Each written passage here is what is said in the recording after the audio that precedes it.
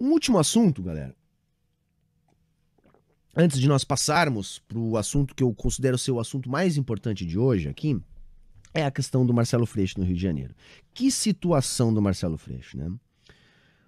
O Freixo começou como um quadro muito promissor na esquerda do Rio de Janeiro, né? Um trabalho muito importante no combate às milícias, na CPI das milícias, ajudou a fazer do PSOL a principal força de esquerda no Rio de Janeiro, sempre fez votações incríveis, ajudou a eleger outros companheiros, vem batendo na trave há algum tempo, tanto nas eleições da prefeitura, quanto nas eleições do governo do estado, né? Que é onde ele vai tentar agora. E aí ele dá uma guinada, esses últimos meses aí, à direita, uma coisa até um pouco constrangedora, eu diria, né? Assim, posturas até complicadíssimas, para dizer o mínimo, para tentar viabilizar essa eleição, né? E agora o que ele está fazendo é tentando fazer com que se cumpra uma negociação feita há alguns meses, onde o Molon abriria a mão de seu candidato ao Senado. O Molon hoje é, dos candidatos da esquerda, o mais bem posicionado nas pesquisas para o Senado do Rio de Janeiro. E o Freixo quer que ele abra a mão em função da candidatura do André Siciliano, que é o mais bolsonarista dos petistas do Rio de Janeiro. Então é um bagulho maluco.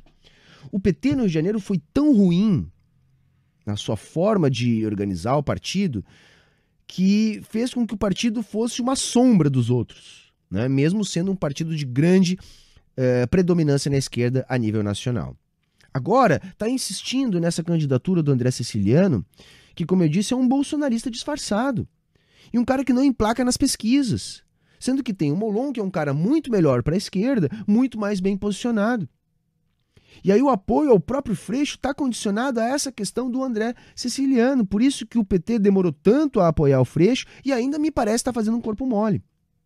Resumindo, galera, o Rio de Janeiro, que vive uma das situações políticas mais tensas do Brasil, né, é o ancapistão tomado pelas milícias.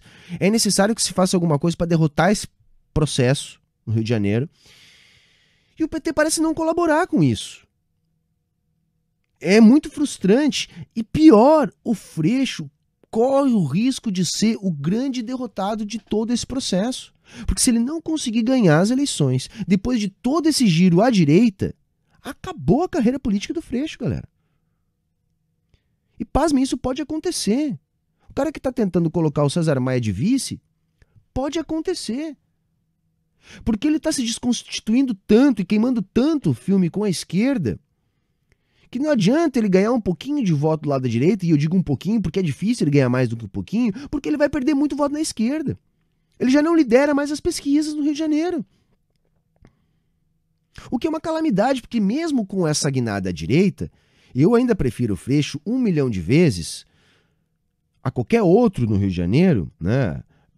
Pelo menos desses que têm condições de ganhar, por causa dessa situação desesperadora do avanço miliciano no Rio de Janeiro. Então, qual o custo dessa despolitização? Será que o Freixo está certo em fazer essa guinada à direita tão radicalmente? Eu acredito que ele está pondo em risco a sua biografia e ele pode se enterrar politicamente. Pode não ser apenas uma derrota para o Freixo, pode ser a derrota definitiva do Freixo. Porque ele perdeu completamente a sua identidade e agora está se queimando com quem sempre o elegeu, com quem sempre garantiu sua boa votação. E o PT, mais uma vez, errando. A parte boa de tudo isso é que no Rio de Janeiro não há vácuo, né, galera? E no Rio de Janeiro, o vácuo da esquerda, com o enfraquecimento do PSOL, ocasionado pela saída do Freixo, e a ausência de um PT eficiente, tem dado espaço para que outras esquerdas surjam. E aí a gente está vendo aí o Eduardo Serra, do PCB, por exemplo, em quarto lugar nas pesquisas, com uma boa margem, né? E isso, pelo menos, é bom. Agora, para um estado, né, parte de um país que está entregue às milícias, realmente é muito pouco, a gente precisa mais. Porque hoje a população do Rio de Janeiro é refém. Todo brasileiro é refém do governo de Jair Bolsonaro, né, que faz do Brasil um cativeiro. O Rio de Janeiro é um pouco pior. Então é uma calamidade que nós temos no Rio de Janeiro. E essa postura do Freixo nos entristece. Vamos reparar e vamos prestar atenção no que está acontecendo no mundo inteiro, nas experiências e a concretude da realidade que vai nos dizer o caminho. O Chile passou por um processo muito bonito de participação popular que criou uma constituinte e elegeu um presidente.